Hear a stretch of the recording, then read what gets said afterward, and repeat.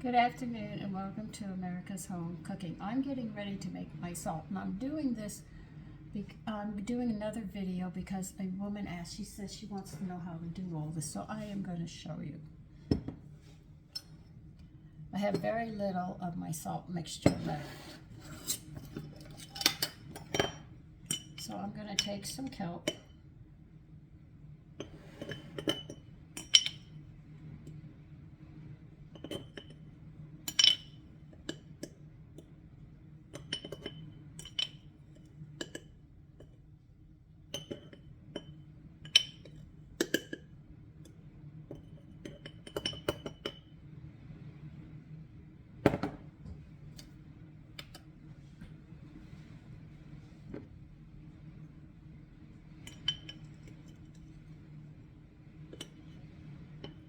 Now I put 6 of these in here, just thinking. Yeah, that's it. What did I do? Yeah, I did it right. 6 for a minute. And I'm going to add 2 salts to it. I had to think for a minute. It's raining so hard.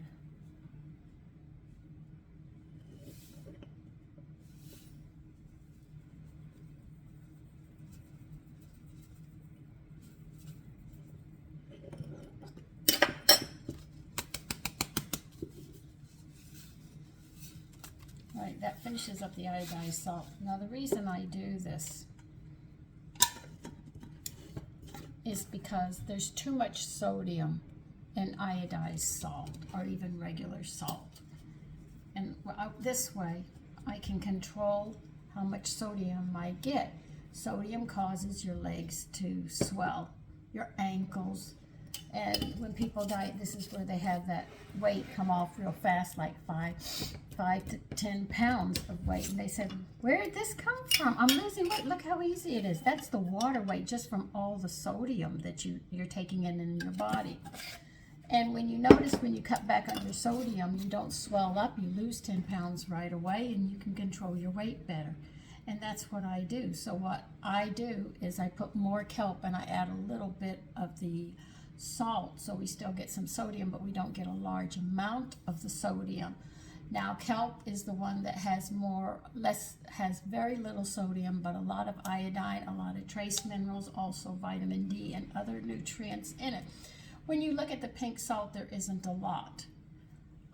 When you sit there, they say trace minerals. In other words, they have traces of things, but still a lot of sodium. Okay, but then when you get regular salt that's iodized, if they don't add the iodine to it, it's just sodium that you get. And people put a lot of salt in their food. This is why they have a problem. And through the years and with eating and all, you notice all of a sudden you start swelling and everything else. Your legs are swollen. Doctor puts you on water pills and everything else. You're holding all this water in from all the sodium that's in iodized salt or plain salt or from pink salt. This happens as you get older. So then when you go on the water pills, and then you end up having the coffee, which is high in caffeine. Now, they say, well, I take decaffeinated coffee. When they take all of the caffeine out, I'm talking about coffee and this because it all affects your heart, the swelling in your legs, and everything else. So when you sit there and you have your coffee with the caffeine in it, you've already got swollen water in your body. And your heart has to work hard for that. So then you take your coffee, which is high in caffeine, which causes your heart and the vessels to press harder and harder and harder.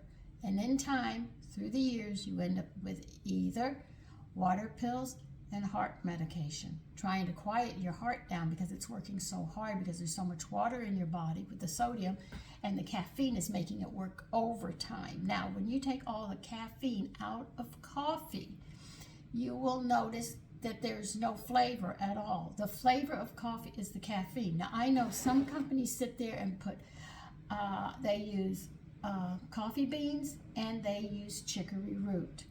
Now, I told you chicory root quiets the heart and the vessels and does not give you that problem. So it keeps your heart quiet and your vessels quiet, so you know you don't have a heart problem. But when you add it to coffee beans, the caffeine overrides it each and every time. If you have mushroom coffee, now we're talking about the heart and the vessels and how hard they work. If you take mushroom coffee, the mushrooms are great for you, but they leave one little thing out. They sit there and make coffee and then spray it onto the mushrooms so it dehydrates that coffee in where you get that coffee flavor. Once again, it's going to cause your blood pressure to rise up. Now, if you could find a mushroom coffee that uses chicory root instead and spray it with chicory root coffee, you wouldn't have high blood pressure. You wouldn't have any heart problems because of that.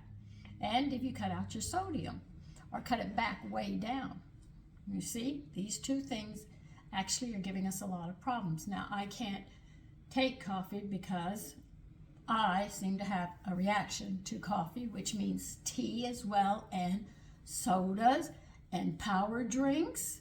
You see where I'm going with all of this? I know I just showed you how to make the salt, but I'm talking with you at the same time about other things. So these are real issues that you are actually doing to yourself. And then when the doctor puts you on medication, you look at it. I take this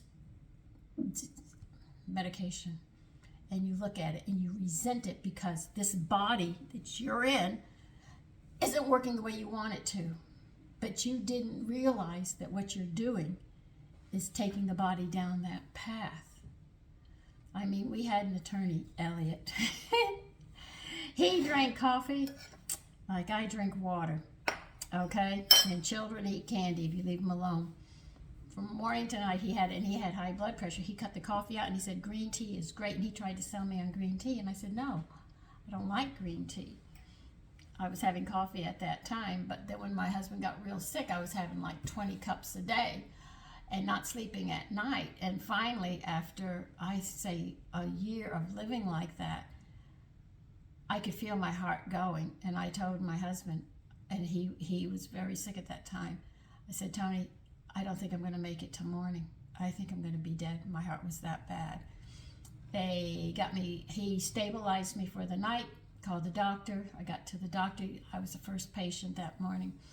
He took a look at my blood. I'm going to give you the low number. You know, you have two numbers. You have the high and underneath it the low. The low was at 220. 220. It's supposed to be 120 over 80 is normal.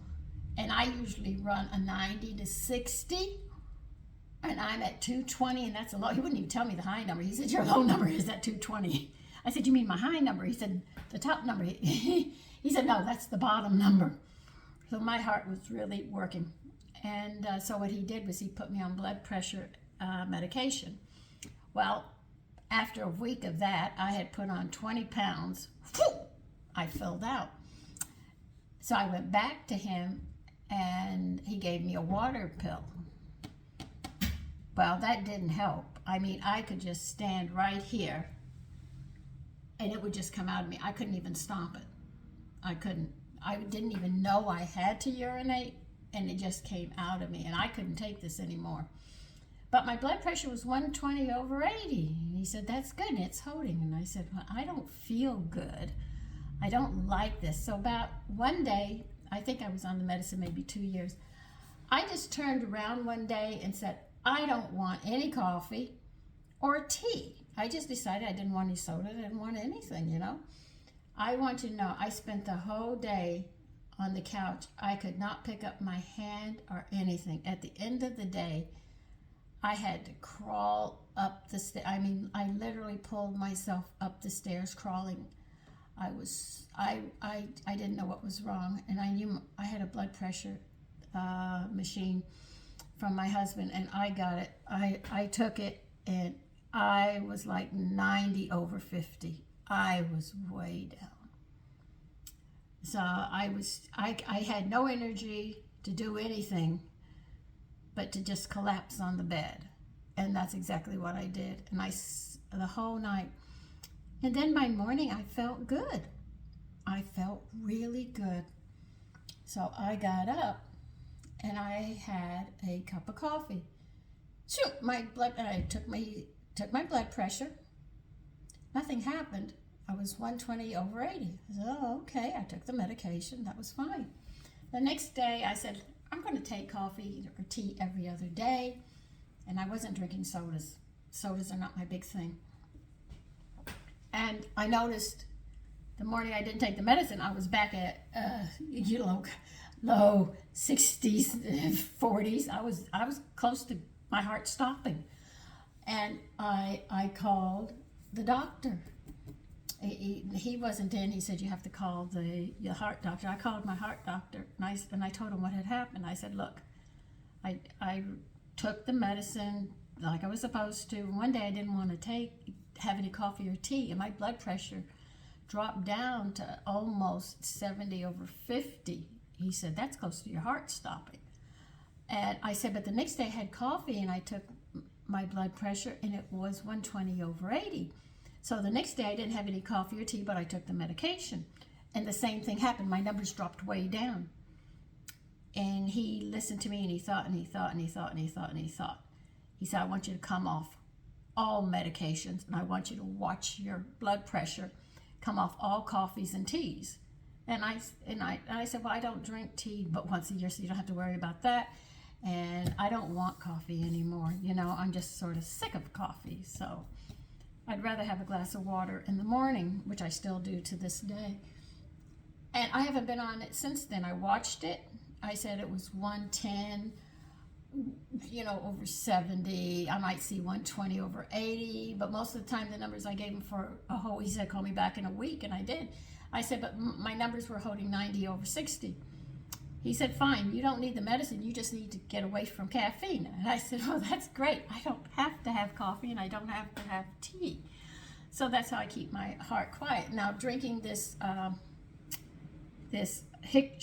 chicory root keeps me calm as well. So if I have a cup of it, I find myself, I could just curl up and go to sleep.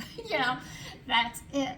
So if you're wondering why you're on high blood pressure, a lot of people are. It's because the coffee, the chocolates, and the sodas, they're all high, and those power drinks are all high in caffeine. And remember, caffeine is going to cause your heart to work harder, your blood vessels to get tight, so the heart has to push harder so it can push harder.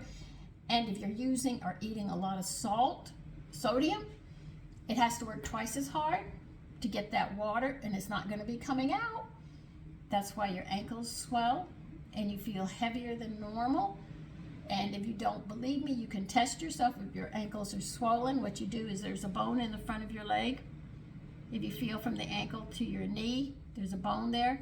Go this high up, press in, and press down as you go down. If it does not come back within seconds, I mean like 3 seconds, you're retaining fluids.